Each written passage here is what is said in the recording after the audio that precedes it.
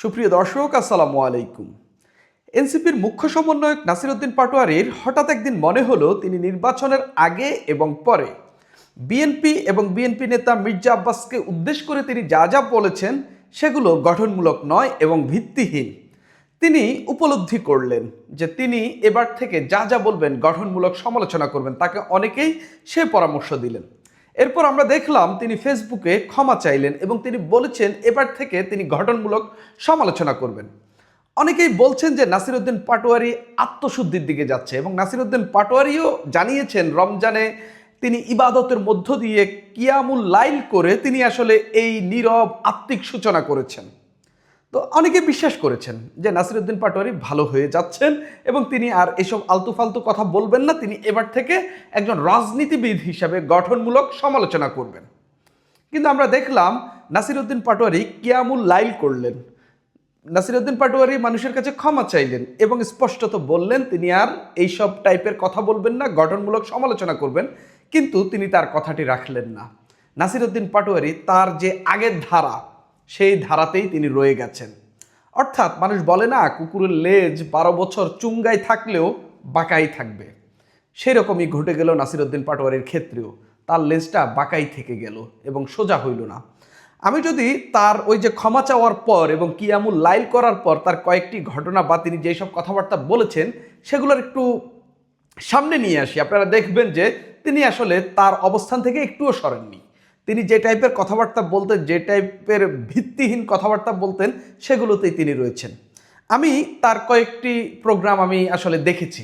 Last কিছুদিন তিনি যে মিডিয়ার সামনে এসেছেন, মিডিয়াতে যেসব কথা বলেছেন আমি সেগুলো আপনাদের সামনে তুলে ধরবো, যার মধ্য দিয়ে আপনারা বুঝতে পারবেন যে আসলে নাসির উদ্দিন পাটোয়ারি তার জায়গা থেকে অ্যাকচুয়ালও সরেনি। এখানেই নাসির উদ্দিনের একটা বড় সড়ো সমালোচনা রয়েছে, সেটা নিয়েও আমি কথা বলবো। তিনি সম্প্রতি স্টার নিউজের একটি টক শোতে গেছেন। স্টার নিউজের ওই টক শোর নাম হলো কড়া আলাপ।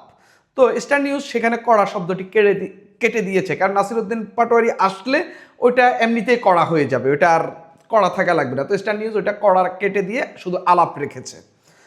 সেখানে নাসির উদ্দিন পাটোয়ারি বলছেন সংসদ গুন্ডা মাস্তানের আস্তানা। মানে সংসদে যারা গেছেন সবাই গুন্ডা মাস্তানের আস্তানা। এখন এটা কি তিনি জামাত এনসিপি জোটের যারা রয়েছেন সেই ৭৭ জনকে সহ বলেছেন নাকি শুধু বিএনপির গুলোকে বলেছেন, সেটা তিনি ভালো বলতে পারেন। তা আমি ধরলাম সবাই গুন্ডা মাস্তানের আস্তানা। আমি মনে করি বিএনপির সবাইও গুন্ডা মাস্তান না এবং জামাতের সবাইও গুন্ডা মাস্তান না, এনসিপির সবাইও গুন্ডা মাস্তান না।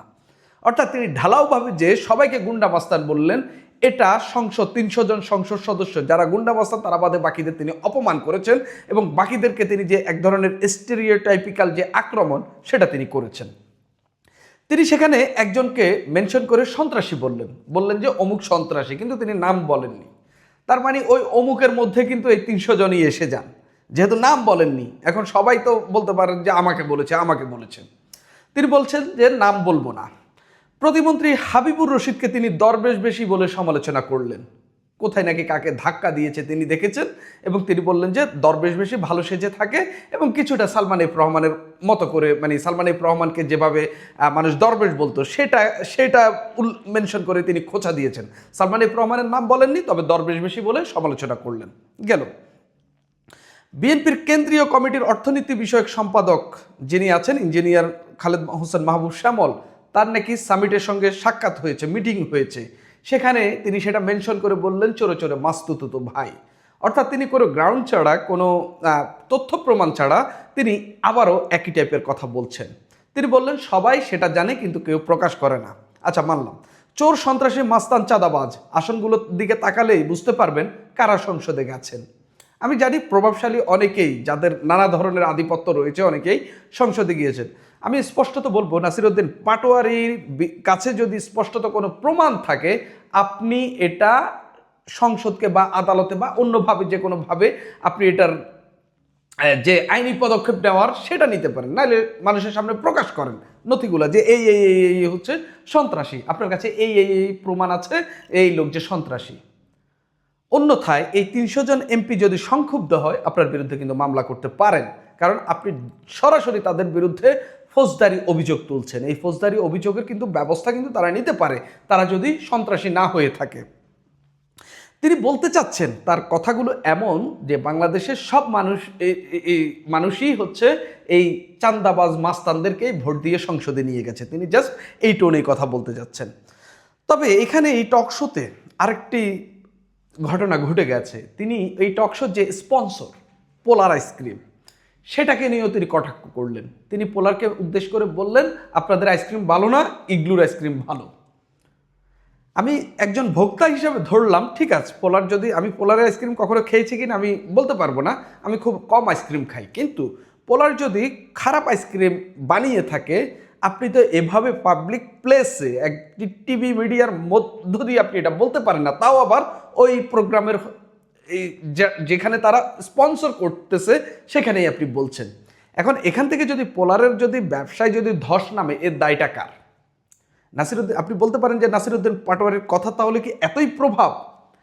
একটা ব্যবসায়িক পণ্যের ক্ষেত্রে, একটা পণ্যের ক্ষেত্রে এগুলা কিন্তু ম্যাটার করে। আপনি যদি সেলিব্রিটি হয়ে থাকেন, আপনাকে যদি অনেকে অনুসরণ করে, আপনাকে যদি আপনার কথা যদি অনেক মানুষ শোনে, কিংবা যদি কোনো বড় সড়ো প্রোগ্রামে যদি আপনি কোনো কথা বলেন, আপনাকে খুব ভেবে চিন্তে বলতে হবে। আপনি ওখানে পোলারকে খারাপ বলেছেন, কিন্তু পোলারের যে কম্পিটিটর তাকে আপনি ভালো বলছেন। আপনি জাস্ট পোলারের একেবারে যে ব্যবসা সেটাকে ধস নামানোর মতো একটা কথা বললেন। এখানে আপনি এতদিন আমরা দেখলাম মানুষ আসলে লাগাম ছাড়া হয়ে গেলে বলতে থাকলে, মানে লাগাম ছাড়া মানুষকে তো আমরা দেখেছি অনেক বাংলাদেশের রাজনীতিতে। আমি সর্বোৎকৃষ্ট উদাহরণ যেটা, ডাক্তার মুরাদ হাসান, তারপরে আওয়ামী লীগের সাংগঠনিক সম্পাদক ছিলেন আহমদ হোসেন, খুব লাগাম ছাড়া কথা বলতেন, বলতে বলতে এমন হিতাহিত জ্ঞান হারিয়ে ফেলতেন, শেষ পর্যন্ত মুরাদ হাসান এসে জাইমা রহমানকে নিয়ে এত বাজে কথা বললেন, তার সব গেল। মানে গেল তো গেল, পরে একজন নায়িকাকে নিয়ে কেলেঙ্কারি তার আমরা দেখলাম। তারপরে আহমদ হোসেন মদ খেয়ে এসে টকশোতে কথা বলতেন, একেবারে মানুষকে কোনো পাত্তা দিতেন না। এই জোনায়েদ সাকি, তারপরে আরও অন্যান্য দলগুলোকে, নুরুল হক নূর, এগুলোকে ছোট ছোট এক দুজনের দল বলে কটাক্ষ করতেন। সেই নাসিরউদ্দিন পাটোয়ারিও এখন কথা বলতে বলতে, লাগামহীন কথা বলতে বলতে একই টাইপের হিতাহিত জ্ঞান হারিয়ে ফেলছেন। তিনি তার রাজনীতির বাইরে এখন ব্যবসায়িক প্রতিষ্ঠান, ব্যবসায়িক পণ্যকে নিয়ে তিনি কথা বলছেন। এটা তার কাজ না। এটার এই পোলার তো বিএসটিআই, তারপরে আইএসও, অন্যান্য যেসব বাংলাদেশের ব্যবসায়িক যেসব পণ্যের যে সনদ টনদ রয়েছে সেগুলো মেনেই তো ব্যবসা করে। তাহলে এটা নিয়ে কথা বলার তো রাইট পার্সন নাসিরউদ্দিন পাটোয়ারি না। আমি পোলারকে ডিফেন্ড করছি না, কিন্তু এই যে কথা বলা, লাগামহীন কথা বলা, আমি এটা সমালোচনা করছি। পোলার আমাকে 2 পয়সাও দেয় নাই, কিংবা এগুলোও আমাকে বলে নাই যে এটা, মানে আমি এটা নিয়ে আমার কোনো ইন্টারেস্ট নেই, কিন্তু আমি বলছি যে একজন রাজনীতিক এভাবে কথা বলতে পারেন না। এখন দেখেন, তিনি বিএনপির এমপিদের বিরুদ্ধে, বিএনপির মন্ত্রীদের বিরুদ্ধে কথা বলেই যাচ্ছেন। আচ্ছা, জামাতের কি সব লোক ভালো? ভালো না। সংসদে জামাতে যারা গিয়েছেন তাদের অনেকের বিরুদ্ধে ক্যাডার ভিত্তিক রাজনীতি করার, তারপরে জামাতে এমনিতেই ক্যাডার ভিত্তিক সংগঠন, তার বাইরেও অনেকের বিরুদ্ধে সন্ত্রাসীর অভিযোগ রয়েছে। অনেক কিন্তু অনেক বড় বড় ধরনের এলাকা ভিত্তিক মাফিয়া। জামাত কি, এই নাসিরউদ্দিন পাটোয়ারি কি জামাতের সেই সব লোকের বিরুদ্ধে কথা বলেন? বলেন না। জামাতের অনেকের বিরুদ্ধে টাকা মেরে দেওয়ার ইদানিং অভিযোগ আমরা দেখতে পাচ্ছি, সেগুলো নিয়ে কি তিনি কথা বলেন? বলেন না। অর্থাৎ তার পিক অ্যান্ড চুজ শুধুমাত্র বিএনপিকে নিয়েই তিনি কথা বলেন, এবং বিএনপির এলাইতে যারা রয়েছেন শুধুমাত্র তাদেরকে নিয়ে কথা বলেন, এর বাইরে কাউকে নিয়ে তিনি কথা বলেন না। এটা তো গেল ওই যে একটা টকশোর ঘটনা। টকশোতে তিনি যা যা বললেন, ঈদের দিন নাসিরউদ্দিন পাটোয়ারিকে দেখেই আসলে ইউটিউবার, টিভি ক্যামেরা, তারপরে বুমটুম আইসা হাজির। নাসিরউদ্দিন পাটোয়ারি সেখানে কথা বলছেন। তিনি স্বরাষ্ট্রমন্ত্রী জনাব সালাউদ্দিন আহমেদকে তিনি বিদেশি মাল বলছেন। অথচ এই নাসিরউদ্দিন পাটোয়ারি যাদেরকে সরকারে বসিয়েছিল, অন্তর্বর্তী সরকারের, নাসিরউদ্দিন পাটোয়ারি সহ এই অভ্যুত্থানকারীরা যাদেরকে সরকারে বসিয়েছিল, সেই অন্তর্বর্তী সরকারের অনেকের বিরুদ্ধে অভিযোগ ছিল তাদের অনেকেরই বিদেশি পাসপোর্ট রয়েছে, বিদেশি নাগরিকত্ব রয়েছে। কখনো আমি তাকে শুনিনি তিনি ওই উপদেষ্টাদের কারো বিরুদ্ধে কথা বলেছেন, আমি শুনিনি। কিন্তু গুম হওয়া বিএনপি নেতা সালাউদ্দিন আহমেদের বিরুদ্ধে তিনি কন্টিনিউয়াসলি বলে যাচ্ছেন যে তিনি বিদেশি মাল। এটা ওই যে তিনি ক্ষমা চেয়েছেন, তিনি যে বলেছেন যে ভিত্তিহীন, তারপরে এরকম গঠনমূলক নয়, এরকম কথা তিনি আর বলবেন না, কিন্তু আমরা দেখতে পাচ্ছি তিনি তার কথা রাখেননি, তিনি বলে যাচ্ছেন। সেখানে তিনি সালাউদ্দিন আহমেদকে বারবার সালাউদ্দিন বলছেন। একবার সালাউদ্দিন সাহেবও বললেন। তিনি মানে এরকম একজন জ্যেষ্ঠ নেতাকে, তার উপর মন্ত্রী, বিএনপির একজন সিনিয়র নেতা, স্থায়ী কমিটির সদস্য, এরকম একজন ব্যক্তিকে আসলে এভাবে বলাটা কতটা সমীচীন, এটা আপনারাই বিচার করবেন, আপনারাই বিবেচনা করবেন। তিনি যে এভাবে সালাউদ্দিন বলছেন, আমি কমেন্টগুলো দেখতে পাচ্ছি, অনেকেই তার শিষ্টাচার নিয়ে সমালোচনা করছেন, যদিও তার এগুলো নিয়ে দীর্ঘদিন ধরে মানুষ সমালোচনা করছে।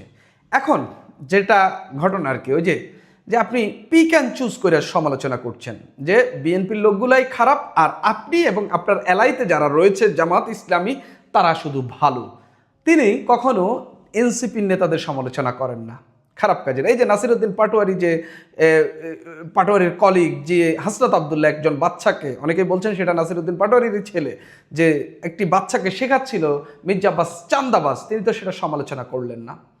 জামাত যে সঠিক রাজনীতির পথে নেই সেটা নিয়ে তো তিনি সমালোচনা করেন না। জামাতের ৭১-এর যে বিরোধিতা জামাত করেছিল সেটা নিয়ে তো তিনি সমালোচনা করেন না। কিন্তু জামাত ৭১-এর যে মানবতা বিরোধী অপরাধ করেছে সেটার জন্য যে এখন স্পষ্টত তারা ক্ষমা চায়নি বাংলাদেশের মানুষের কাছে, সেটা নিয়ে তিনি কোনো সমালোচনা করেন না। তিনি সমালোচনা করেন শুধু বিএনপির বিরুদ্ধে। বাংলাদেশের রাজনীতি আক্ষরিক অর্থে ঠিক করতে হলে সবগুলো দলকেই ঠিক করতে হবে, সমালোচনা করতে হলে সবগুলোকেই ঠিক করতে হবে। নাসিরউদ্দিন পাটোয়ারি কি সব দিকে ভালো? অভ্যুত্থানের পর তাদের হাত ধরেই কিন্তু অনেক কিছু ঘটেছে। আসিফ নজরুলের ছাগল খেয়ে ফেলার মতো ঘটনা ঘটেছে, নাসিরউদ্দিন পাটোয়ারি সেটার সঙ্গে যুক্ত ছিল। অনেকেই বলে থাকেন, একটা রিপোর্টও আমরা দেখেছি। ঢাকা বিশ্ববিদ্যালয়ের একটি ঘটনা যেখানে তিনি একজন ছাত্রীর ল্যাপটপ চুরি করেছেন, এরকম ঘটনাও সামনে এসেছে অভিযোগ হিসাবে। একটা প্রক্টরের কাছে দেওয়া একটা অভিযোগের চিঠি আমরা সামনে পাচ্ছি, এটা সত্যতা আমি যাচাই করতে পারিনি। অভিযোগ নাসিরউদ্দিন পাটোয়ারির বিরুদ্ধেও রয়েছে। মানুষ বলে থাকে ছোট থেকে মানুষ বড় হয়, অর্থাৎ চোরও যদি ছোট হয় সেটা একদিন বড় চোর হবে। অর্থাৎ ছোট ছোট ছাগল খাওয়া, ল্যাপটপ খাওয়া লোকেরাও একদিন রাষ্ট্র খেয়ে ফেলতে পারে, একদিন বাংলাদেশ ব্যাংক খেয়ে ফেলতে পারে, একদিন ইসলামী ব্যাংক খেয়ে ফেলতে পারে। অর্থাৎ ভালো কেউই না। আগে নিজেকে শুদ্ধ করুন। আপনি যে ক্ষমা চেয়েছেন সেই পথে আপনি হাঁটতে পারেননি, আপনি আপনার নিজের কথাই নিজে ভঙ্গ করেছেন। নাসিরউদ্দিন পাটোয়ারিকে এই বিষয়গুলোতে খুবই সতর্ক থাকতে হবে। আর যদি সতর্ক না হন, পরিণতি একটাই, ডাক্তার মুরাদ হাসান। আমি বাংলাদেশের রাজনীতিতে একদম সাম্প্রতিক সবচেয়ে স্পষ্ট উদাহরণ যেটা, সেটা হলো ডাক্তার মুরাদ হাসান। কথা বলতে বলতে বলতে বলতে বলতে বলতে নিজেরে মাইরা ফালাইছে বলতে মানে কি, মানে নিজের রাজনীতি শেষ করে দিছে। এরকম নাসিরউদ্দিন পাটোয়ারিও কথা বলতে বলতে, এরকম লাগামহীন কথা বলতে বলতে নিজের রাজনীতিটাকে জাস্ট কিল করে দিবে। সুপ্রিয় দর্শক, এখন এই পর্যন্তই।